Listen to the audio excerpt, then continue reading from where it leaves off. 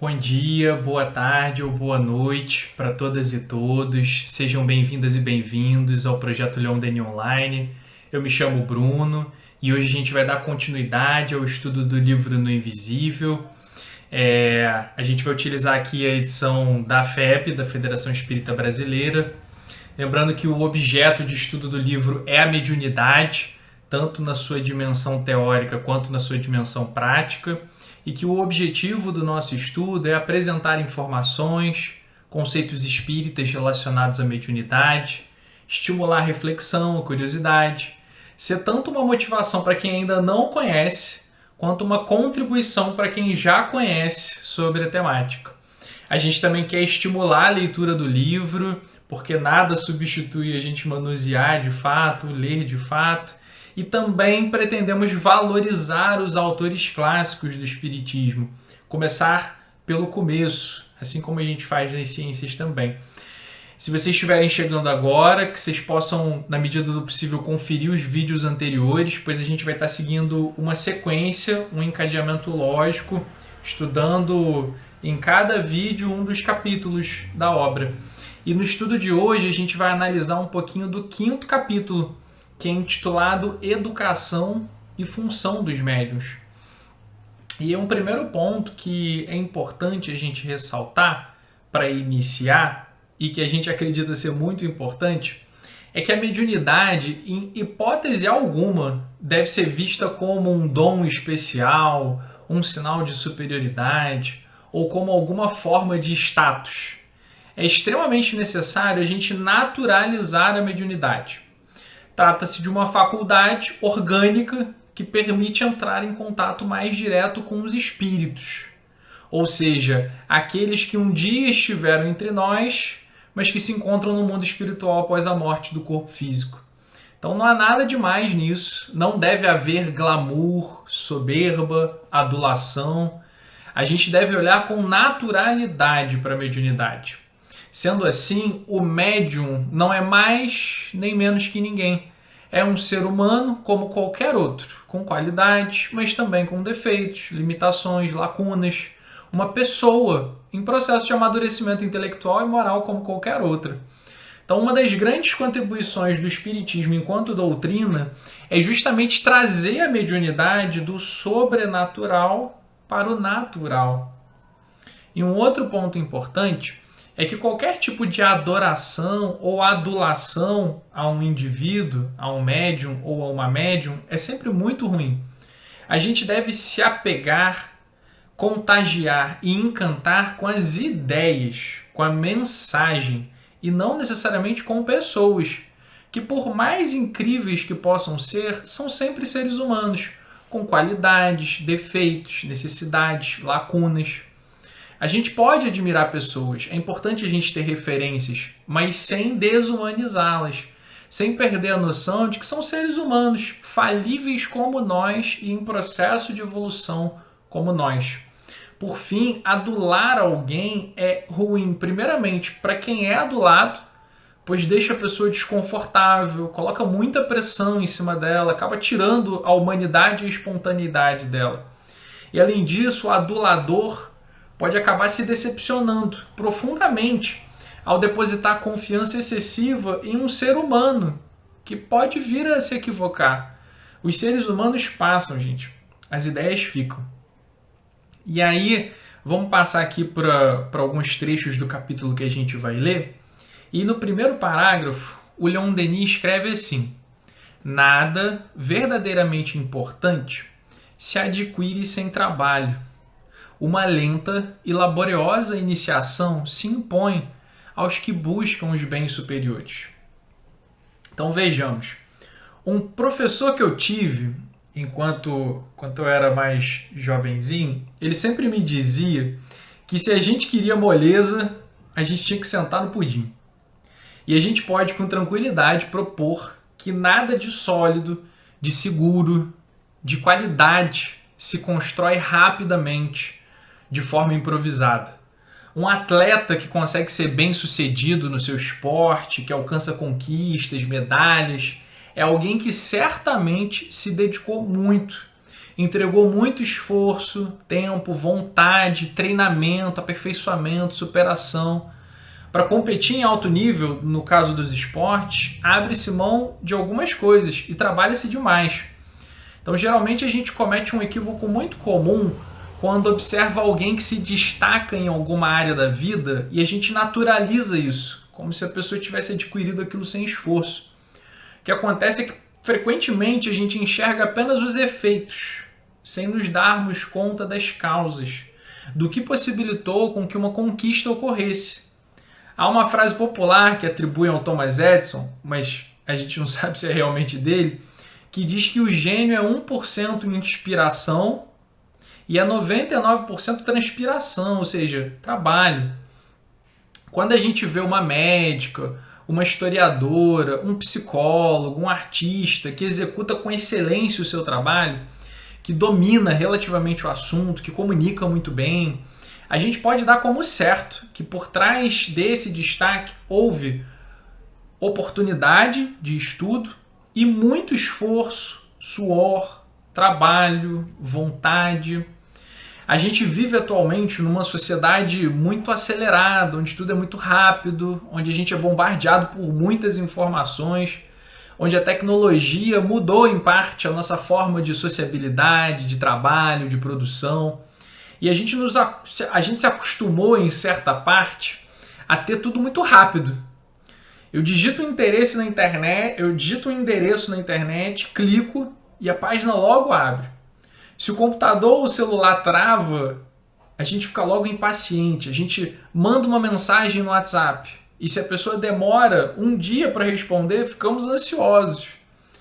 Então, primeiramente, é necessário quebrarmos essa lógica de aceleração, da pressa, da ansiedade. A natureza, ela não tem pressa. Ela funciona num ritmo fluido, nem lento, nem rápido. Ela descansa e ela trabalha. E nenhuma árvore produz frutos o ano todo. Uma vez eu ouvi o Rossandro mencionando isso.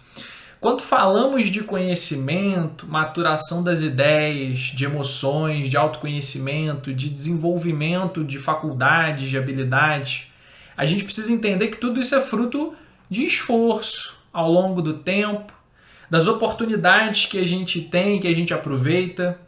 Ninguém consolida uma faculdade ou habilidade da noite para o dia. É fruto da constância, da disciplina saudável, do tempo. A mesma coisa se aplica à mediunidade e à sua educação, consolidação em quem disponha desse potencial. Um outro ponto a se mencionar é que a educação da mediunidade, ou mesmo de qualquer coisa, jamais deve ser um peso ou encarada de forma desumana. A gente não deve comprometer a nossa saúde mental ou física para desenvolver, educar e aprimorar nossa mediunidade. Não. O exercício dessa faculdade precisa, antes de tudo, nos fazer bem, trazer equilíbrio, plenitude, né? Precisa fazer bem para a gente. Não pode prejudicar a nossa saúde de nenhuma forma. Por fim, vale dizer que dedicar-se de forma responsável a algo não significa deixar de viver a vida. E aí cabe a gente mencionar uma diferenciação que acho muito importante, que é seriedade e sisudez. A gente não pode confundir, porque são duas coisas diferentes. A sisudez, ser sisudo, é ser mal educado, mal encarado, frio, distante. E a seriedade é a gente ser responsável, ter comprometimento com os nossos deveres, com as nossas atividades. Mas essa seriedade, ou seja, esse comprometimento, ele não exclui a gente ser bem-humorado, ser alegre, ser leve, ser espontâneo, sorrir. É muito perigoso quando a gente acredita que para termos seriedade a gente tem que ser sisudo, fechado, frio, nada disso. Aliás, os relatos que a gente tem do Allan Kardec, do Leon Denis, é de que eles eram, por exemplo, pessoas muito leves, bem-humoradas, equilibradas, sorridentes, divertidas mesmo. Pessoas que era agradável, era gostoso estar perto delas. E aí, seguindo aqui por um outro trecho, o Leon Denis vai dizer assim, a escrever: como todas as coisas, a formação e o exercício da mediunidade encontram dificuldades, bastantes vezes já assinaladas. Convém insistirmos nisso a fim de prevenir os médiuns contra as falsas interpretações, contra as causas de erro e de desânimo. É muito importante o Denis alertar, por exemplo, que educar a mediunidade não é algo simples e sem dificuldades, e alertar que sim, demanda esforço, demanda trabalho. Existem dois tipos de otimismo, né? O otimismo ingênuo, que se aproxima às vezes de uma positividade tóxica, e o otimismo maduro. O otimismo ingênuo é aquele que, em situações difíceis, a pessoa acaba mentindo, omitindo, ou falando que vai ficar tudo bem, que vai dar tudo certo.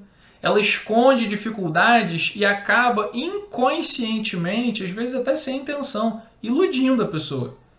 A vida, gente, muitas vezes fecha as portas pra gente, temporariamente, nem que seja, né? A vida, às vezes, diz não, apresenta desafios duros. É preciso insistir, persistir, para que a gente possa superar determinadas questões, né? Buscar ajuda. Então, conquistar coisas, crescer, amadurecer, não é fácil. Sempre tem dificuldades que vão requerer dedicação, resiliência, auxílio. Agora, o otimismo maduro é aquele que não omite a parte difícil. A pessoa é sincera, é clara, é objetiva que vai ser difícil, mas com delicadeza, com sensibilidade.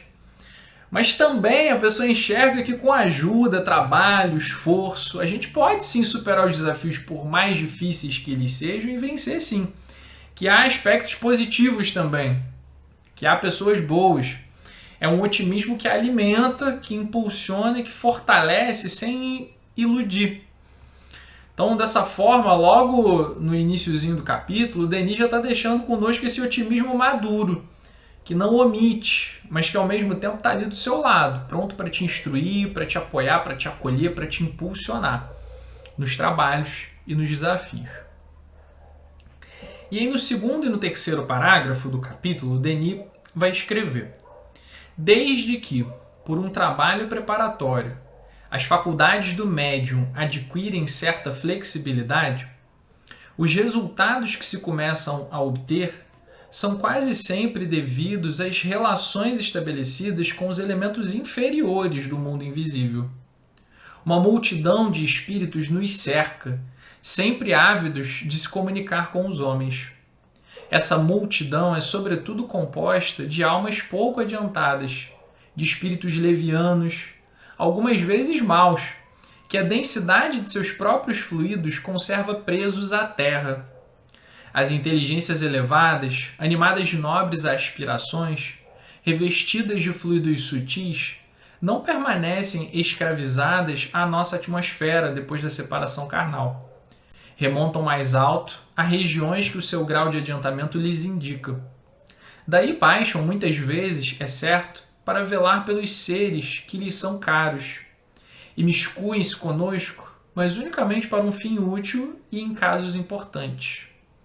Donde resulta que os principiantes quase nunca obtêm senão comunicações sem valor, respostas chocarreiras, triviais, às vezes inconvenientes, que os impacientam e desanimam. Gente, o ditado popular diz que quem chega no ônibus não pode querer sentar na janela logo de cara. Então, toda novata, todo novato, calouro, em qualquer curso, trabalho ou lugar, vai precisar começar do início. Dedicar-se, aprender, estar atento a todas as experiências para absorver conhecimento, aproveitar todas as oportunidades que se apresentem e ter a humildade de se colocar como aprendiz.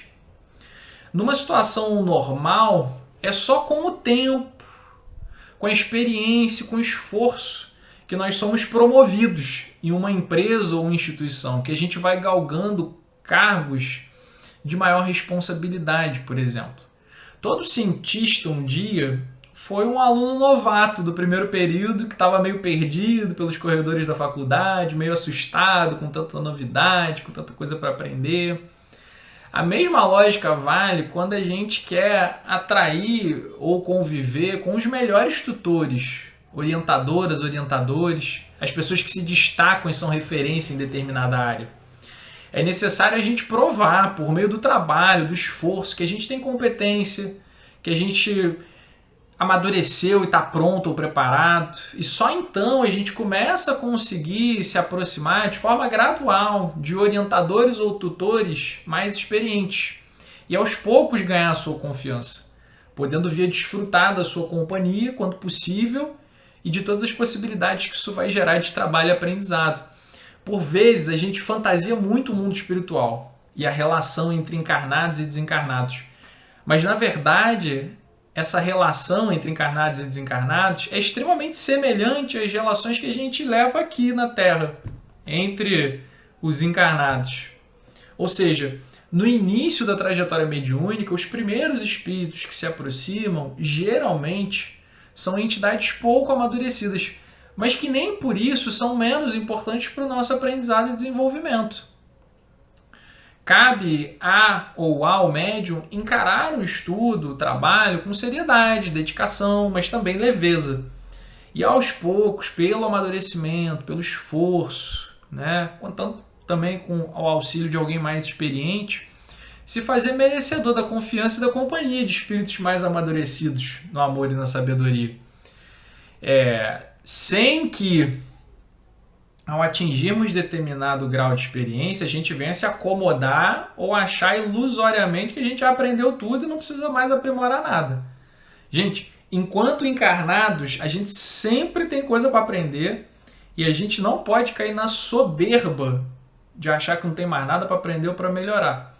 Porque essa postura de soberba, de autossuficiência, ela cristaliza e ela cega a gente. Então a gente tem que ter a humildade, manter o pé no chão e, por mais anos que a gente tenha de estrada, saber que a gente sempre tem coisas para aprender e que nós somos falíveis. A gente precisa da ajuda dos outros, da experiência dos outros, sempre, E também da nossa dedicação.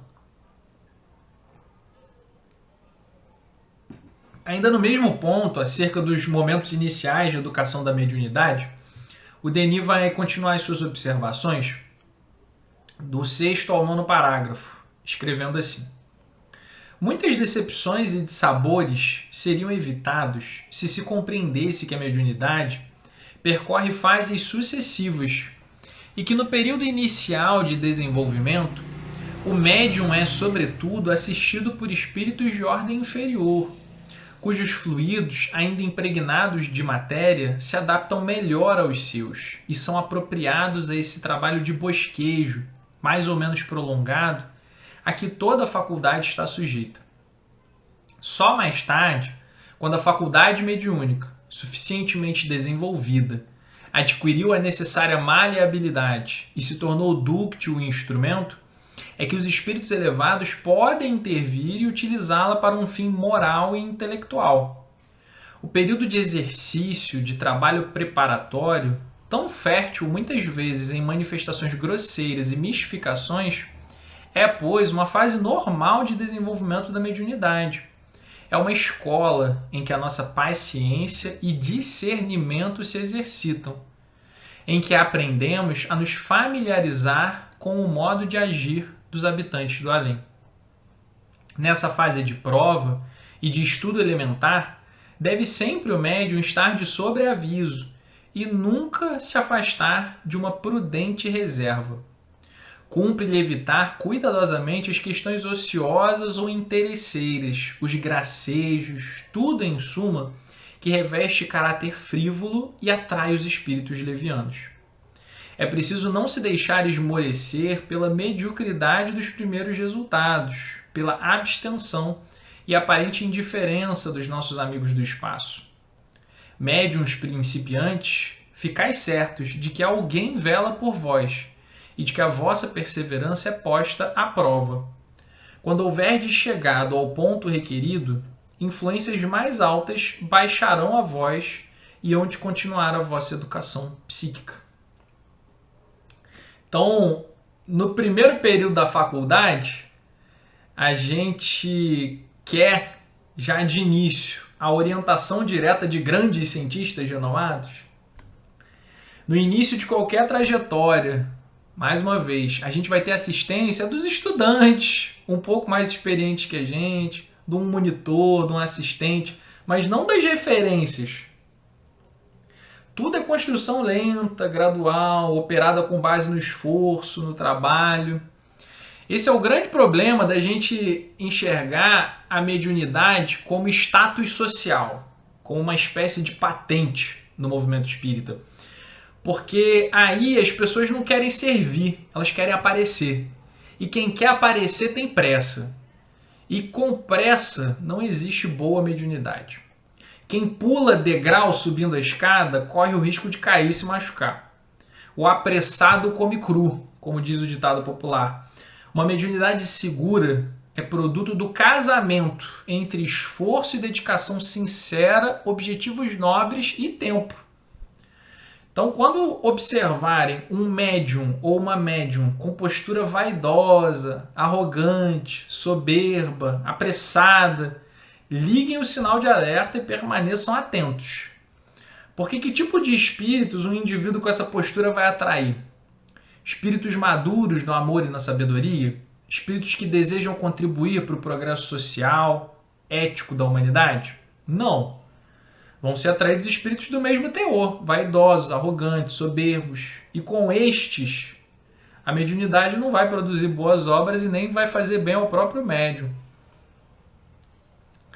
Continuando aqui no texto, Denis, num outro ponto, vai escrever assim: noutros casos, o médium inexperto recebe, pela mesinha ou pelo lápis, ditados subscritos por nomes célebres, contendo revelações apócrifas que lhe captam a confiança e o enchem de entusiasmo.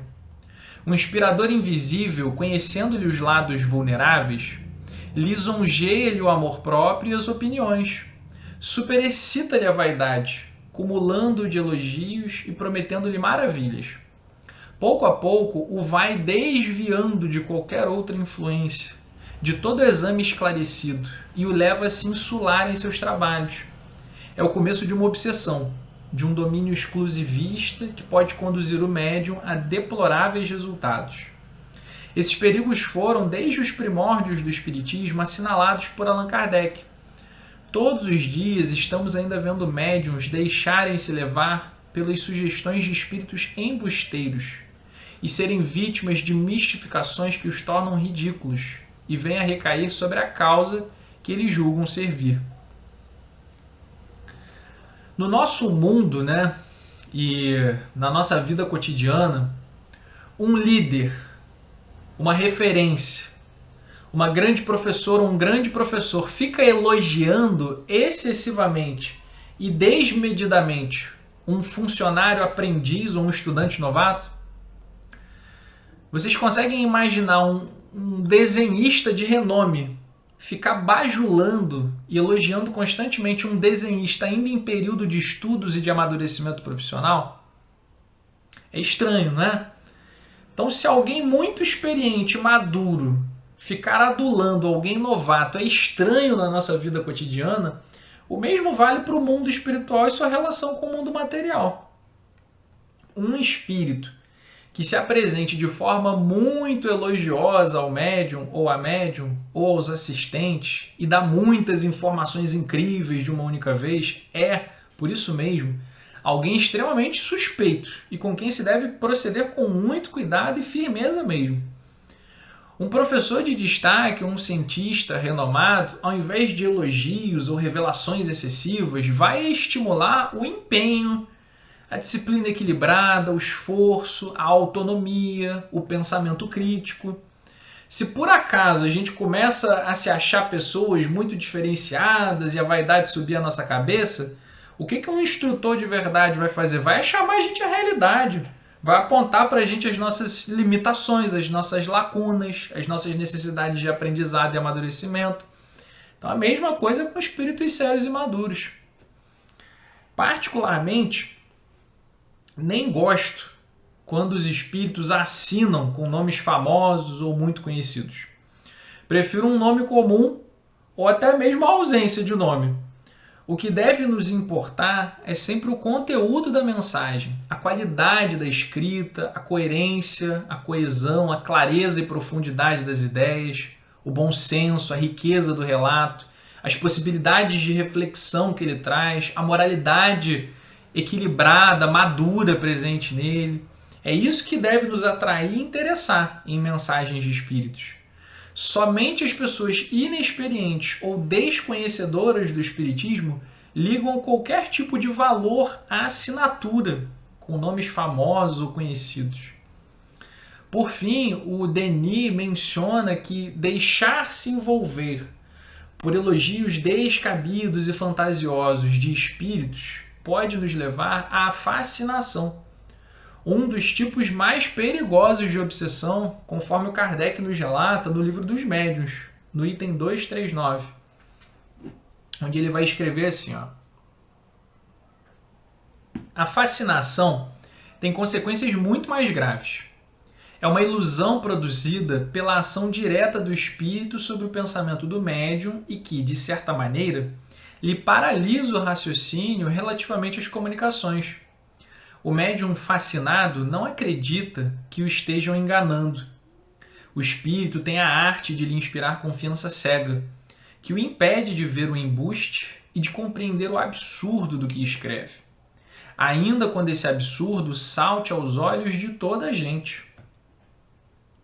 Então, para a gente se preservar desse tipo de obsessão, que é a fascinação, é necessário buscar e cultivar, primeiro, consciência de humildade, ou seja, saber exatamente quem somos, nossas qualidades, mas também nossas limitações, nossas lacunas, nossas fraquezas.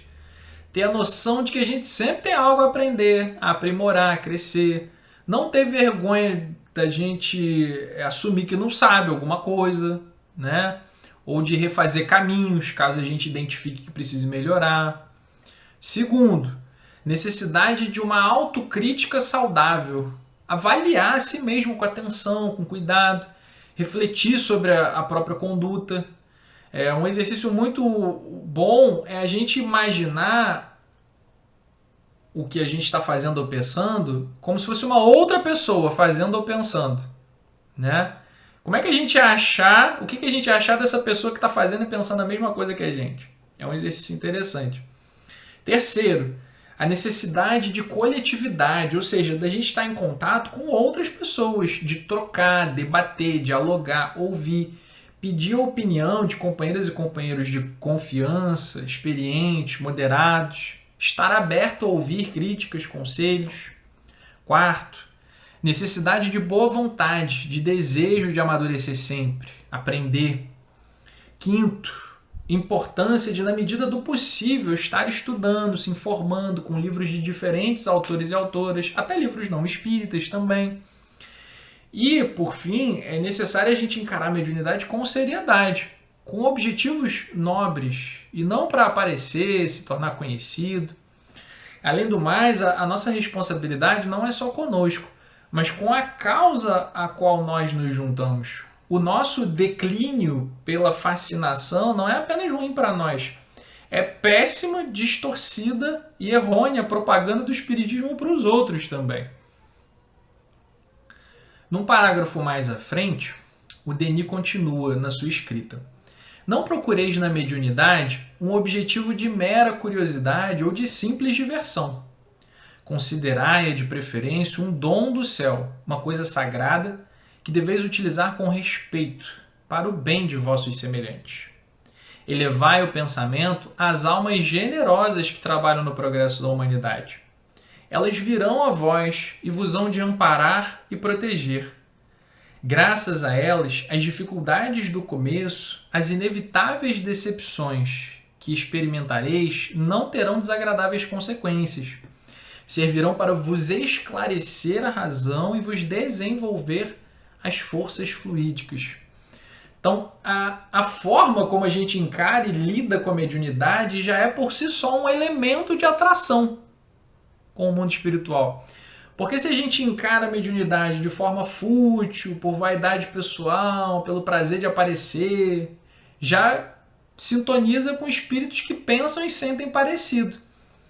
Agora, se a gente encara a mediunidade de forma responsável, objetivando um fim nobre de instrução, consolo, caridade, aí a sintonia é com outros tipos de espíritos que vão pensar e sentir parecido com esses objetivos nobres.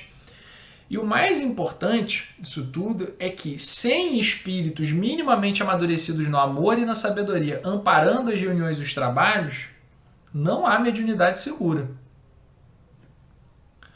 O que procuramos ser e os objetivos que temos são um dos fatores definidores que vão atrair as companhias espirituais semelhantes.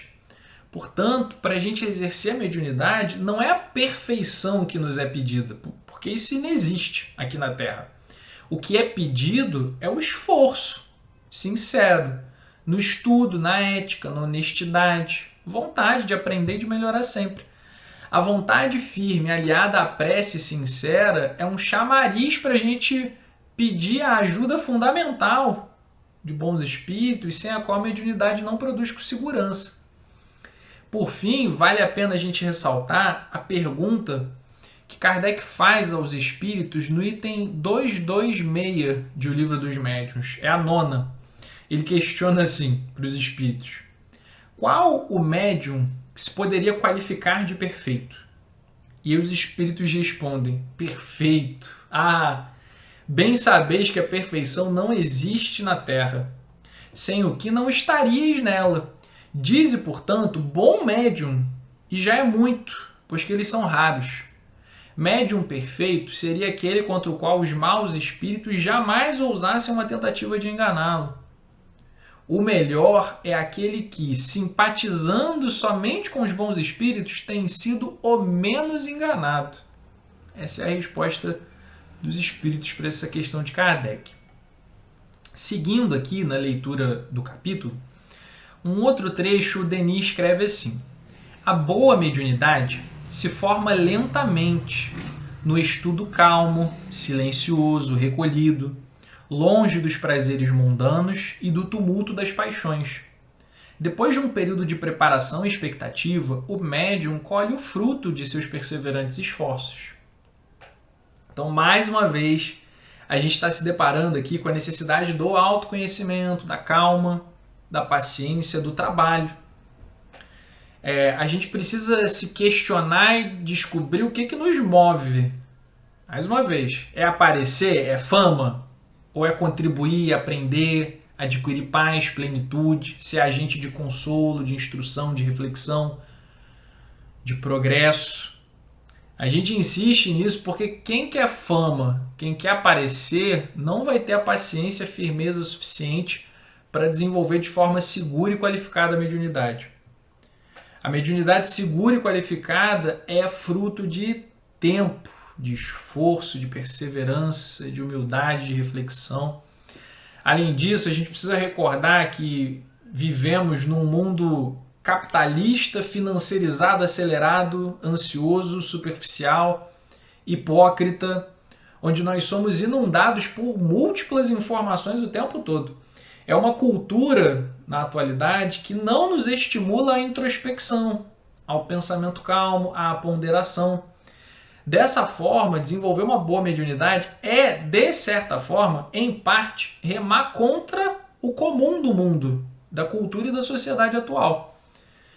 Não quero dizer aqui que a gente tem que ser pessoas isoladas, sisudas, antissociais, chatas, puritanas, nada disso. Jesus, por exemplo, viveu no meio do povo, falava com todo mundo, ia em festa de casamento, ia na casa das pessoas comer, vivia na companhia das mais diferentes pessoas. Ele estava no mundo, mas não necessariamente concordando com a cultura e a sociedade do seu tempo. Aliás, foi justamente por discordar da cultura e da sociedade do seu tempo que ele foi morto. A gente deve estar no mundo, sermos seres humanos normais, mas a gente precisa estar ciente de que o mundo atual é extremamente encrencado.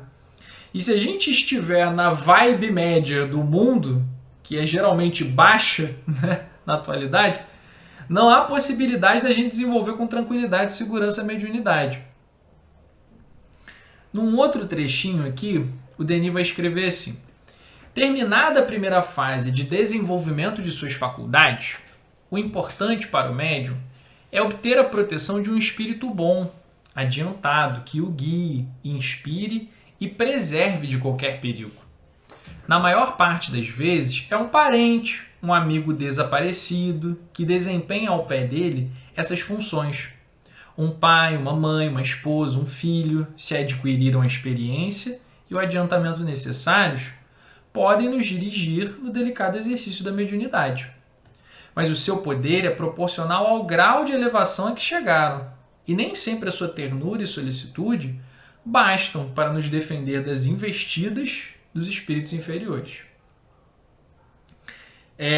Na universidade, no mundo acadêmico, quando a gente vai fazer uma pós-graduação, é imprescindível que a gente tenha uma orientadora ou um orientador, ou seja, alguém mais experiente que nós em relação ao mundo da ciência, que vai nos guiar na nossa iniciação no fazer científico. Alguém que vai nos apresentar os caminhos, os detalhes, que vai nos amparar, nos defender contra os equívocos, as armadilhas, etc.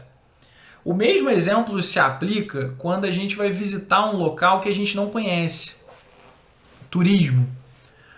Um outro país com uma outra língua, uma outra cultura, uma outra sociedade muito diferente. Se a gente não quiser correr o risco de parar num ponto perigoso desse lugar que a gente está visitando, de ser enganado, assaltado, a gente precisa de um guia experiente, seguro, confiável, que conheça o lugar e nos defenda dos perigos, das ciladas. Na mediunidade ocorre o mesmo. A gente precisa de um espírito bom para nos auxiliar nessa trajetória. É um erro a gente enxergar o mundo espiritual e a sua dinâmica como sendo algo completamente diferente da vida que a gente tem na Terra. Não é. Tudo continua muito parecido. Muitas vezes quem nos auxilia são pessoas queridas de outras encarnações, ou muitas vezes dessa atual mesmo, que a gente conheceu, mas que já desencarnaram e nutrem afeto ou afinidade por nós. Se essas pessoas estiverem em condições para tal, elas podem ser auxiliares da nossa mediunidade. No livro Diversidade dos Carismas, o Hermínio Miranda, se referindo à literatura espiritualista em inglês, a literatura espiritualista em inglês vai chamar esses espíritos que se colocam como parceiros fixos de trabalho e proteção ao médium como espíritos controle. Seriam os espíritos que supervisionam o trabalho mediúnico, dando o amparo e auxílio necessários para a segurança do médium e dos trabalhos. Eu não sei se a gente pode usar esse exemplo, né, aqui, mas, por exemplo, a Dona Ivone Pereira, né? Quais eram os espíritos que geralmente estavam ali mais próximos dela trabalhando? Eram o Charles, que era uma amizade, um afeto de outras encarnações.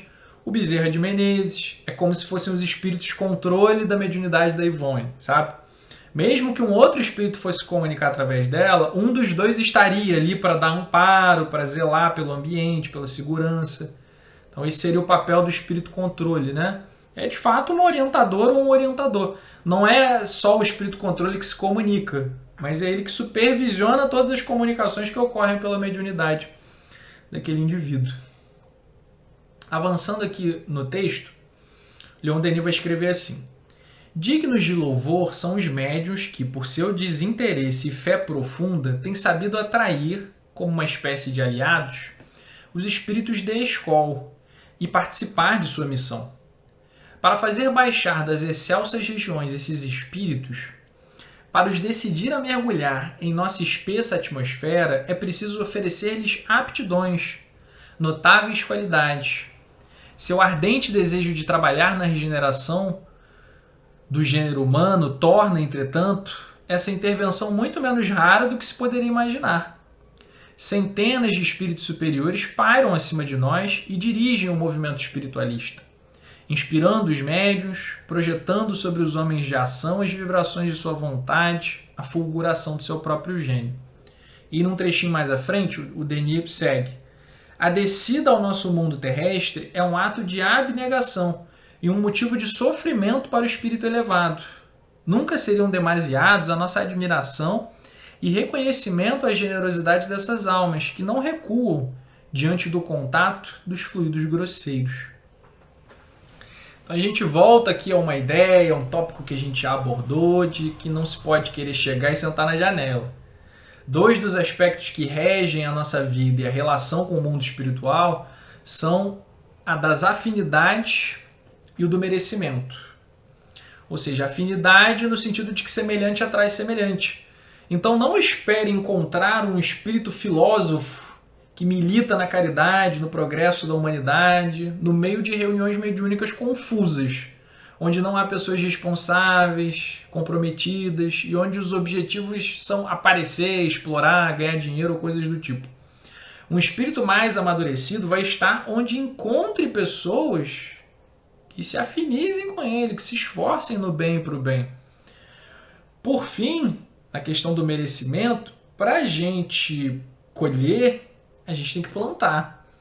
Se nós não estudamos, não nos esforçamos para sermos mais éticos, mais altruístas, como a gente espera atrair espíritos melhores? Se eu sou um atleta de futebol ou um músico e eu não treino com esforço, intensidade e perseverança, como que eu vou conseguir jogar num time grande ou ser contratado para uma orquestra renomada? Se a gente quer algo, a gente precisa, na medida do possível, se tornar merecedor do que a gente quer. Por fim, há ainda o aspecto do esforço que é para os espíritos amadurecidos no amor e na sabedoria entrarem em contato direto com a Terra.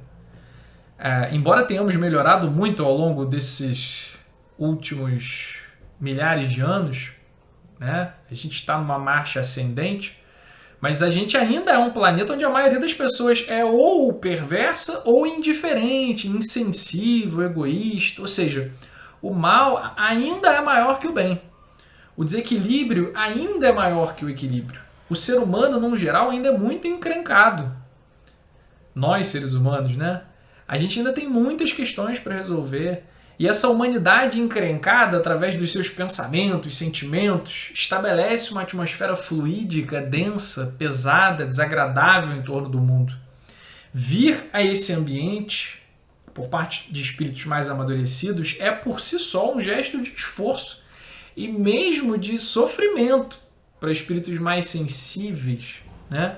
Por isso mesmo, o respeito e o valor que a gente deve dar à mediunidade e aos bons espíritos que assessoram os trabalhos. Continuando aqui no texto, o Denis vai escrever assim, mais à frente. Os espíritos missionários e instrutores vêm revelar, por meio das faculdades mediúnicas, as verdades que o nosso grau de evolução nos permite apreender e compreender.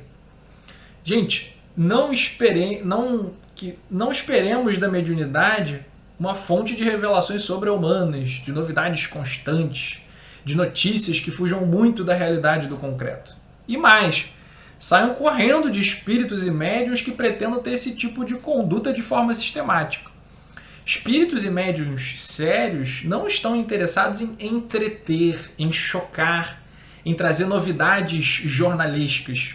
Antes, estão interessados em nos fazer pensar, refletir, nos autoconhecermos, trilharmos um caminho de altruísmo, de empatia, de respeito, de não violência, de solidariedade, de bem-estar coletivo.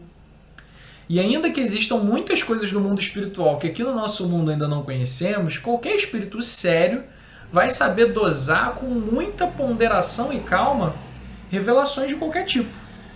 É a habilidade mínima de um bom educador ou de uma boa educadora saber dosar o conhecimento às capacidades e possibilidades daqueles que o ouvem. Uma aula para a quarta série é diferente de uma aula para o nono ano, de uma aula para o terceiro ano do ensino médio, de uma aula para a faculdade, de uma aula para a pós-graduação. Mais à frente no texto, o Denis vai escrever: os espíritos superiores leem o que em nosso íntimo se passa, conhecem as nossas intenções e dão muito pouco apreço às nossas fantasias e caprichos.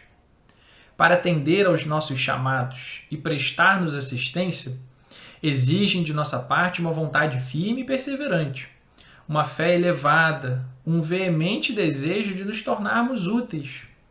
Reunidas essas condições, aproximam-se de nós. Começa, então, muitas vezes sem o sabermos, um demorado trabalho de adaptação dos seus fluidos aos nossos. São as preliminares forças de toda a relação consciente. À medida que se estabelece a harmonia das vibrações, a comunicação se acentua sob formas apropriadas às aptidões do sensitivo: audição, visão, escrita, incorporação. No mundo material, enquanto encarnados aqui, nós não sabemos o que as outras pessoas estão pensando. Se elas estão omitindo, falando a verdade, se querem nos enganar, nos ajudar. Entretanto, em relação aos espíritos desencarnados, isso ocorre de forma diferente. Frequentemente eles conseguem ver ou perceber o que pensamos e não conseguimos esconder, muitas vezes, o que sentimos ou achamos dos espíritos. Não tem máscaras, fingimentos possíveis. Na obra O Céu e o Inferno, do Allan Kardec, na segunda parte, no capítulo 2, na terceira mensagem do Espírito Sanson, nas questões 12 e 13, o Espírito afirma que ele leu os pensamentos do Kardec e das pessoas presentes à reunião, por exemplo. Os espíritos não dão nenhum valor, pelo menos os espíritos sérios, à formalidade, a exterioridades que não têm um fim útil. O que lhes interessa é a essência, o propósito no bem, a seriedade, a responsabilidade, o sentimento.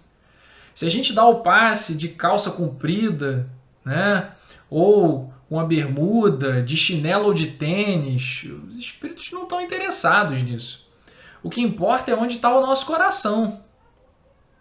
Se organizamos o salão de palestras da forma X ou Y, se lemos a mensagem antes ou depois da prece, se a reunião tem a dinâmica A ou B, isso é forma. Não é isso que atrai os espíritos amadurecidos. O que importa é qual o nosso propósito, qual o nosso objetivo e intenção. Jesus combatia com veemência todos aqueles que se apegavam aos rituais que não tinham mais sentido, que não mais auxiliavam as pessoas, as fórmulas que escravizavam e que esqueciam muitas vezes, né, apegando-se a essas exterioridades, da essência, do principal. No Evangelho de Mateus, no capítulo 15, tem uma passagem, né, as pessoas chegam para Jesus dizendo: por que transgridem os teus discípulos a tradição dos anciãos? Pois não lavam as mãos quando comem pão. E aí mais à frente tem o dizer: o que contamina o homem não é o que entra na boca, mas o que sai da boca. Isso é o que contamina o homem. Ou no Evangelho de Marcos, no capítulo 2, quando Jesus diz que o sábado foi feito por causa do homem, e não o homem por causa do sábado. Fazendo menção à questão ritual, cultural do sábado para os judeus daquele tempo, né? Porque os opositores de Jesus implicavam por Jesus curar ou ajudar as pessoas no sábado. E Jesus falando: gente, olha, tem que ajudar uma pessoa, né? O que importa é ajudar a pessoa. Ou então no Evangelho de Mateus, né, no capítulo 23, quando Jesus se opõe aos fariseus, né, chamando eles de sepulcros caiados. Então, a gente deve focar na essência das coisas. Dessa forma, quando a gente trata, né, da mediunidade, a gente precisa estar atento ao pensamento, ao sentimento, a tudo aquilo que mexe com isso. As formas exteriores que não auxiliam nesse sentido, né, e os métodos, a organização, vão variar de grupo para grupo e de médium para médium.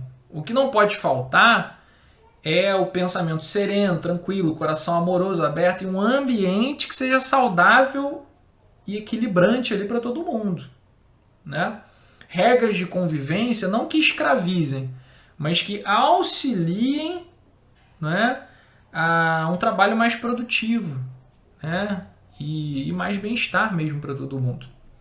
Por fim, o Denis menciona um aspecto muito importante, que é a necessidade de adaptação do espírito com o médium, para que o processo de comunicação possa ser efetivo e proveitoso.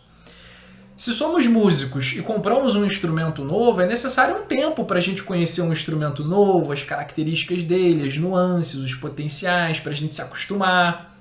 Se a gente é um jogador de futebol e passa a usar uma outra marca e modelo de chuteira ou de bola, é necessário a gente treinar com essa nova chuteira e nova bola para a gente se adaptar a elas.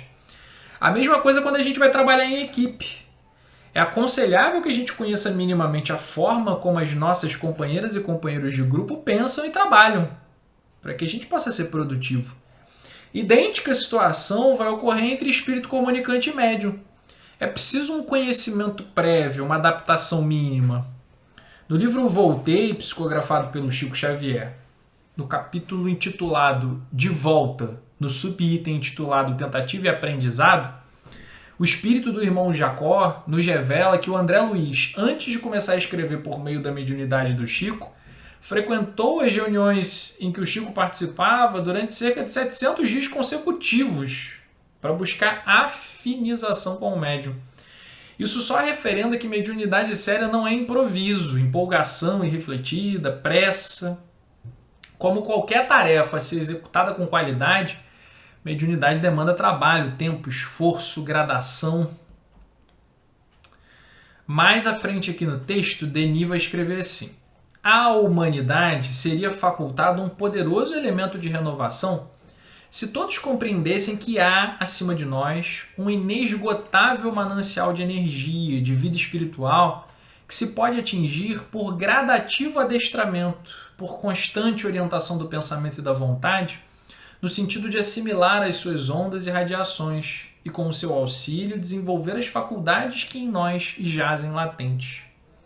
A aquisição dessas forças nos abroquela contra o mal, nos coloca acima dos conflitos materiais e nos torna mais firmes no cumprimento do dever. O Espiritismo, enquanto campo do conhecimento humano, por meio da investigação de inúmeros pesquisadores, pesquisadoras, nos oferece um pouquinho de compreensão sobre a vida após a morte e a dinâmica do mundo espiritual, das forças que nos cercam, que nos atravessam constantemente. É como se o Espiritismo fossem óculos que nos permitem ver alguns ângulos a mais da vida. Percebemos, então, a razão da gente estar aqui, de onde a gente veio, para onde a gente vai.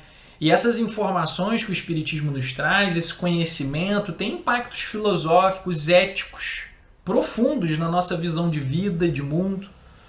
Tem um enorme poder de nos modificar e de nos despertar uma religiosidade autônoma, livre, saudável, leve. Então a gente passa a ver que temos potenciais, faculdades que por vezes dormitam em nós. Que a gente pode se conectar pelo pensamento e pelo sentimento com espíritos amadurecidos que nos fortalecem, amparam, inspiram. Que a gente pode estabelecer conexão por meio da prece com a força criadora da vida.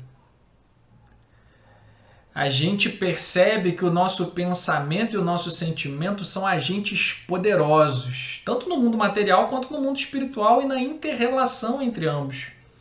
Por fim, a consciência disso tudo e a nossa transformação interior para uma vivência de mais humanidade, altruísmo, equilíbrio, bondade, nos dão mais força e nos protegem mesmo contra as influências e as energias negativas. Mais à frente no texto, Denis vai escrever: em Espiritismo, a questão de educação e adestramento dos médiuns é capital. Os bons médiuns são raros, disse muitas vezes, e a ciência do invisível, privada de meios de ação, só com muita lentidão vem a progredir. Quantas faculdades preciosas, todavia, não se perdem à míngua de atenção e de cultura. Quantas mediunidades mal baratadas em frívolas experiências, ou que utilizadas ao sabor do capricho, não atraem mais que perniciosas influências e só maus frutos produzem. Quantos médiuns inconscientes de seu ministério e do valor do dom que lhes é outorgado, deixam inutilizadas forças capazes de contribuir para a obra de renovação. A mediunidade é uma delicada flor que, para desabrochar, necessita de acuradas precauções e assíduos cuidados.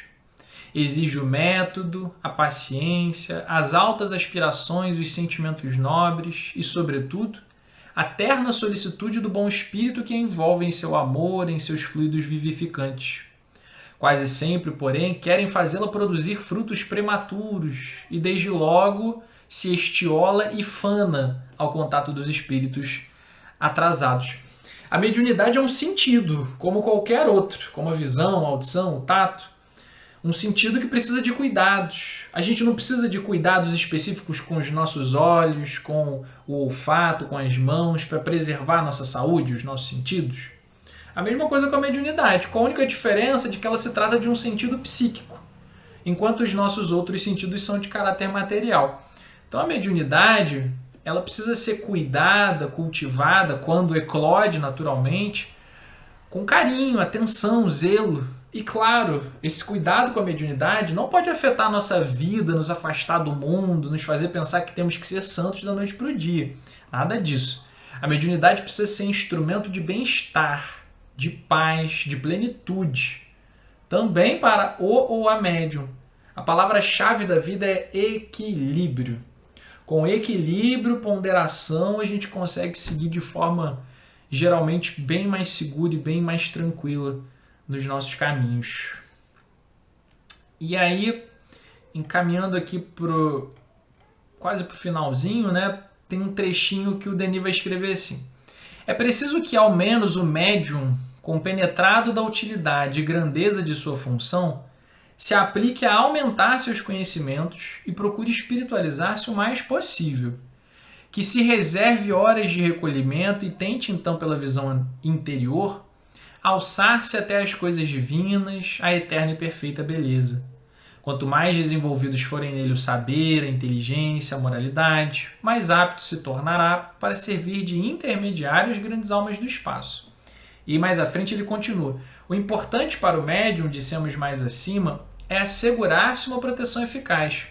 O auxílio do alto é sempre proporcionado ao fim que nos propomos, aos esforços que empregamos para o merecer. Então, mais uma vez, o Denis aponta a necessidade do autoaprimoramento do médium para que a mediunidade possa ser frutífera e segura. E, mais uma vez, apontamos que esse autoaprimoramento do médium, da médium, não deve ser uma autoflagelação. A gente não deve querer da noite para o dia conquistar coisas que não dá para conquistar tão rapidamente. Antes disso, a gente precisa ser humano, viver como humanos, buscando equilíbrio.